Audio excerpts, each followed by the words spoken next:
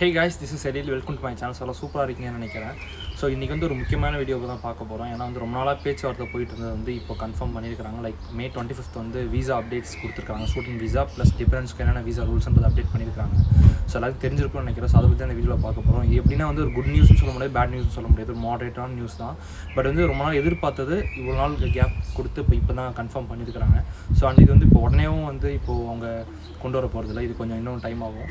So அது வந்து இந்த வீடியோவில் வந்து நம்ம இண்டோரில் உட்காந்து பண்ணாமல் அவுட்டோரில் வந்துருக்கோம். ஸோ அந்த கிளிப்ஸும் கொஞ்சம் போட்டு காட்டுறேன். Hope you like it.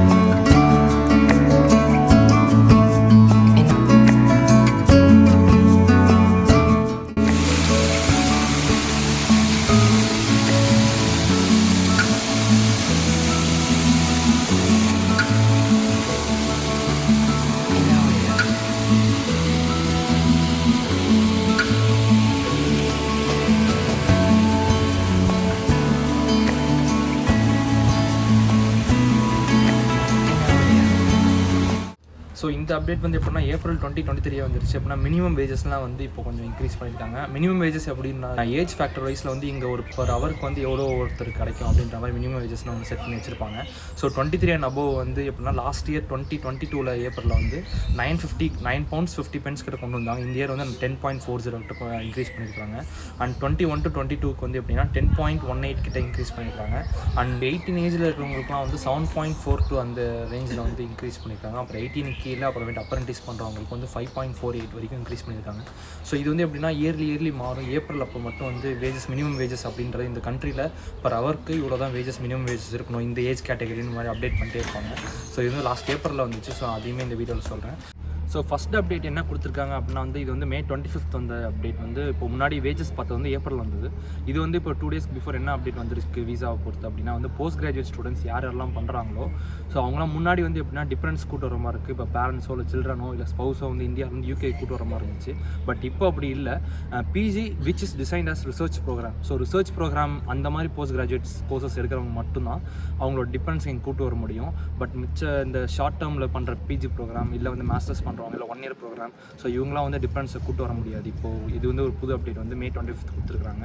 So இது எப்போலேருந்து வந்து இப்போ பாஸ் பண்ண போகிறாங்க, எப்போலேருந்து நடைமுறைக்கு வரப்போகுது அப்படின்னா வந்து Jan 2024 வரப்போகுது. ஸோ இப்போ வந்து செப்டம்பர் இன்டேக் வரவங்களுக்கு வந்து எந்த ப்ராப்ளமும் இல்லை, இப்போ இருக்கிறவங்களுக்கு எந்த ப்ராப்ளமும் இல்லை. ஸோ இனிமேல் வரவங்களுக்கு வந்து Jan இன்டேக்லேருந்து வரவங்களுக்கு மட்டும்தான் இந்த ரூல் வந்து அப்ளிகபிள் ஆகும். அண்ட் டிசம்பர் இன்டேக் சில யூனிவர்சிட்டிஸில் இருக்கும். ஸோ அவங்களுக்குமே இந்த ப்ராப்ளம் வராது. ஸோ இந்த ரூலுமே எதுக்காக கொண்டு வந்திருக்காங்க அப்படின்னா 2019 16,000 இருந்த டிபெண்டன்ட் வீசாஸ் வந்து இப்போ வந்து 136,000 வரைக்கும், அதாவது 9 times இன்க்ரீஸ் ஆகிட்டுன்னு சொல்கிறாங்க. ஸோ இதை கண்ட்ரோல் கொண்டு வந்தால் இந்த ரூல் கொண்டு வந்திருக்காங்க. அண்ட் மைக்ரேட் ஆகி வந்து அவங்க பார்த்தீங்கன்னா இப்போ இந்தியாலையும் நைஜீரியாவிலேருந்து நிறைய பேர் அங்கேருந்து தான் UKக்கு வந்திருக்காங்க. ஸோ அந்த மைக்ரேட் ஆன கவுண்ட் 700,000 800,000 வரைக்கும் இன்க்ரீஸ் ஆகிருக்குது. ஸோ இதை வந்து ஒரு கண்ட்ரோல் கொண்டு வரணும்னா இந்த புது ரூல் கொண்டு வந்திருக்காங்க. ஸோ ஃபஸ்ட் ரூல் டிஃபரன்ஸ்க்குலாம் கொண்டு வந்தாங்க. இப்போ செகண்ட் ரூல் யாருக்கு அப்படின்னா வந்து ஸ்டூடெண்ட்ஸ்க்காக கொண்டு வந்திருக்காங்க.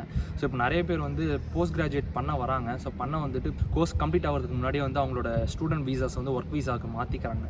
ஸோ அது வந்து இப்போ ஸ்டூடெண்ட்ஸ் வந்து அவங்களோட கோர்ஸ் கம்ப்ளீட் பண்ணால் மட்டும்தான் அவங்களோட வீசா வந்து ஸ்விட்ச் பண்ண முடியும் அப்படின்ற மாதிரி புது ரூல் கொண்டு வந்திருக்காங்க. ஸோ இது யாருக்கு அப்படின்னா வந்து ஸ்டூடெண்ட் படிக்கிறதா வந்து உள்ள என்ட்ரு ஆகிட்டு அப்புறமேட்டு அந்த ஸ்டடீஸ் வந்து மிஸ்யூஸ் பண்ணுறாங்க. ஏன்னா இதனால் வந்து கவர்மெண்ட் அப்புறம் யூனிவர்சிட்டி சைட்ஸ்க்கு ரொம்ப லாஸ் ஆகிருக்குன்ற மாதிரி நியூஸ் வந்துருக்கு. ஸோ அவங்களுக்காக வந்து இந்த புது ரூல் கொண்டு வந்திருக்காங்க. எப்படின்னா இப்போ கோர்ஸ் வந்து 1 year இருந்துச்சு அப்படின்னா உங்களோட கோர்ஸ் வந்து கம்ப்ளீட் ஆனதுக்கப்புறம் தான் வந்து நீங்கள் Tier 2 ஜாப்ஸோ இல்லை ஸ்பான்சர்ஷிப் ஜாப்ஸோ பார்க்க முடியும், இல்லை PSW போக முடியும்.